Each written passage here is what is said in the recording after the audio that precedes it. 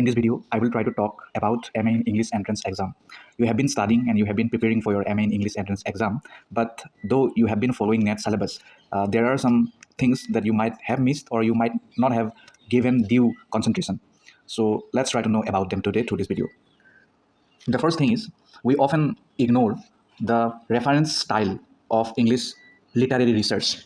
So though it is not mentioned in NET syllabus, but you can still study for it. And if you study, then you will get to know many things which will also helpful for you in your future for your research career.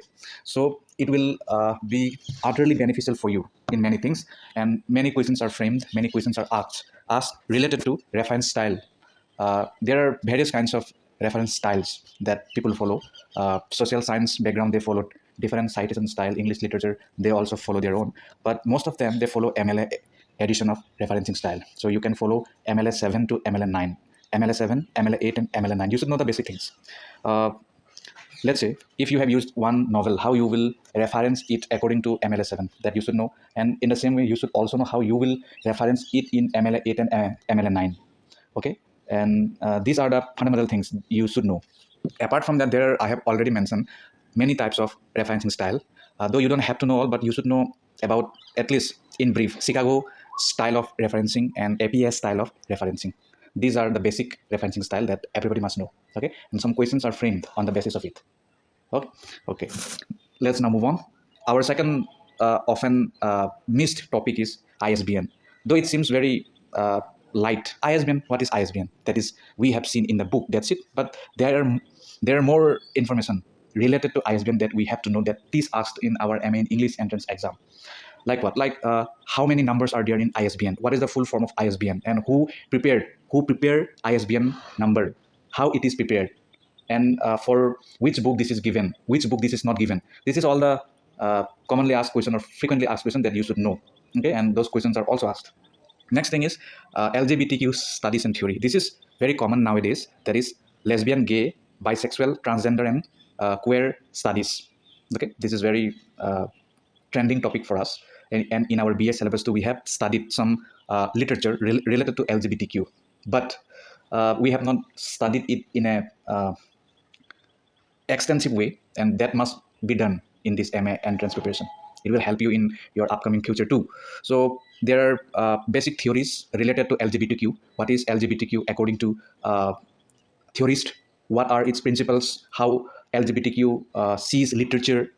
How LGBTQ people are reflected in literature? That thing you have to know. The basic and fundamental things. Okay. There are many books, movies related to LGBTQ that you have to know. Okay? And their protagonist, antagonist, their main message, core belief, core idea, core concepts. Next is Dalit literature. Dalit literature is also often left out topic for us in our MA in English and entrance test preparation. Dalit literature, though this is a very common term, Dalit we have often heard, but there are certain kinds of literature related to Dalit people. Okay, you will see autobiography. You must have read some autobiography, some novels, some poetry, some drama related to Dalit people, their suffering, their atrocities faced by them, and their challenges and how they have overcome their circumstance.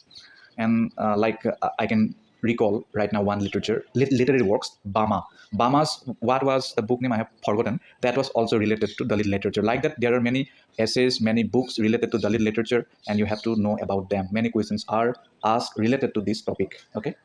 Next is eco-criticism. Eco-criticism, it is especially related to theory. Okay, eco-critics, you must have heard, those who focus on literature on the basis of nature, how nature is represented in literature or literary works, how nature have been exploited by the people for their own benefit, and how imperialist attitude have crushed nature and natural environment for their own economic profit. That all thing you will see in eco-criticism. Eco-criticism has its own features, principles, and concepts that you have to know, and basic books related to eco-criticism. Okay, that thing you have to know. It will help you definitely. Next is graphic fiction. Graphic fiction, this is also an unavoidable topic for us, for our MA in English preparation, means entrance preparation. Why? Graphic fiction, though this is not a new concept, but it has been ignored and not read by many people. And if it is included in the syllabus, then that is another thing we are forced to read. But most of the time we just ignore it. But you have to now try to know about the basic concept of graphic fiction. Wow, what is graphic fiction? What are its features? How many books are written on the basis of graphic fiction? So that thing, and who are the protagonists of those fictions written in the genre of graphic fiction? You have to know that, and at least the summary of that particular book. Next is Native American fiction. Native American fiction, you must have heard those who were the first people of Native American land. Those peoples are called Native American. Okay, and later European had invaded the American land and they have settled there, especially the British people and later all the European people, they too came. Now you have to know how Native American people struggle, their culture, they're all things related to their lifestyle, society, their day-to-day life, custom, belief system, tradition, how those things are limbed, or how those things are elucidated in the American literary works, like in fiction, like in poetry, like in drama. So those things you have to find out. There are many books related to Native American fiction, their pain, their agony, their suffering, their rich culture, their affluent philosophy, that all thing you will get through their literary works, their history even. Okay, so try to know about them, famous or the notable or remarkable works of Native American fiction. You can start from there, and gradually, one by one, step by step, you just go through all the basic things related to Native American fiction. Okay. Okay. Now let's move on. Next thing is post-colonial criticism. This is very common topic for us. We have heard, we have seen, we have read post-colonial criticism. Like you must have read Chinua Achebe's Things Fall Apart. That novel, that too we can read in the mirror of post-colonial criticism. Post-colonial criticism very simple. After the decolonization, or when the colonial power left, how it had impacted the colonial former colonial place and people, how it had impacted during their stay and after their departure. What is the difference? That thing you have to you can know through post-colonial literature, and through post-colonial criticism you can critique, like Midnight Children of Salman Rushdie. That is also part of post-colonial criticism. Okay, that's it. And another thing is, it is very simple. That is emerging literary trends. Each day, every year, every decade, you will see in literary field, various literary trends are emerging. Some poetry genre will come up, or the novel genre new, right? So try to find about them, try to know about them, and just note it down.